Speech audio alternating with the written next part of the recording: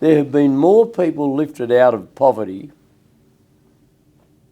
in the last 30 years than at any time since the Industrial Revolution.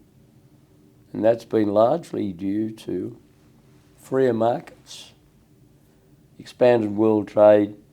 It's a tribute to globalisation, and I think we do ourselves a disservice in not both recognising that and also celebrating it. Now, the great changes, I suppose, of that 30-year period have been the decline of and disappearance of the Soviet Union as a world power. And you see the last desperate attempt through the brutal invasion of Ukraine, of Russia, to try and recover the past glory. And I draw a straight line from the Tsars through the Soviet period. Putin is not, he's the inheritor of that same stream. But what they are doing now is desperately bad for their own people and desperately bad for Europe. But you've also seen the rise of China and its replacement of the Soviet Union. So much so that the most contentious, difficult, significant bilateral relationship is that of America and China.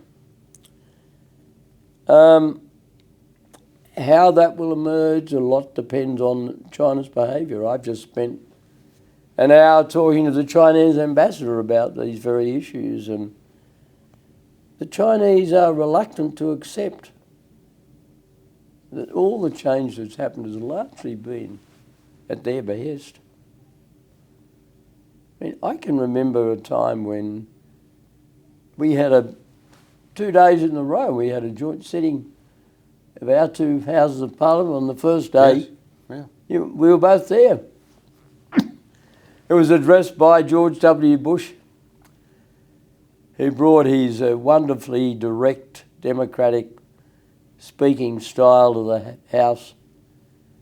And the next day by the Chinese President Hu Jintao, who was an earnest bureaucratic leader. Now, we're a world away from that. Yes, we are.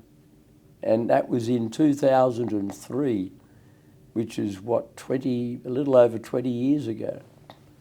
We thought we'd done something. We'd had a forum, same forum, for the two most powerful people in the world.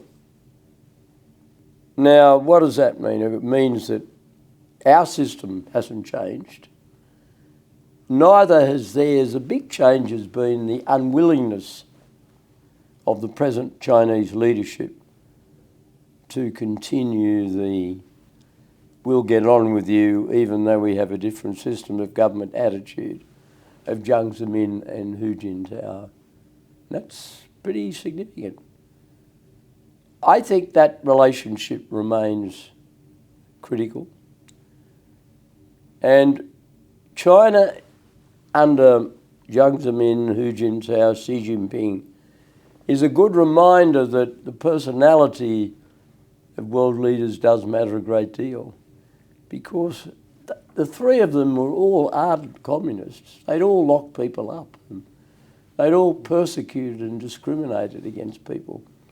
The difference was that the first two, particularly Jiang Zemin, understood the need for peaceful cooperation. I remember Condi Rice saying to me once, we talked about peaceful cooperation with the Russians. Why can't we have it with the Chinese? And of course, we both agreed at that time the Chinese didn't want it. I hope that we can, because there's nothing to be gained by going to war over Taiwan. There are a lot of good-intentioned people look at Taiwan and say, oh, look, it's a separate country. Why can't we treat it as such? Well, the reason we can't do that is that it would upset the Chinese. It's not worth upsetting the Chinese and all that entails just to achieve that debating point. I mean, the last poll I saw showed 68% of the people of Taiwan regarded themselves as Taiwanese, not as Chinese. as Taiwanese. Now that's understandable. But they don't want to have a shooting war with mainland China. And if I were the Chinese military, was studying the maps of the Ukraine and what's happened there, I wouldn't want to fight with the Taiwanese either. I mean, what is there for China in subjugating Taiwan and then spending the next quarter of a century trying to keep this rebellious province in subjugation? Nothing to be gained by that. Those sort of wars of internal attrition are terribly debilitating. I mean, those of us who've studied Anglo-Irish yes. History will understand that.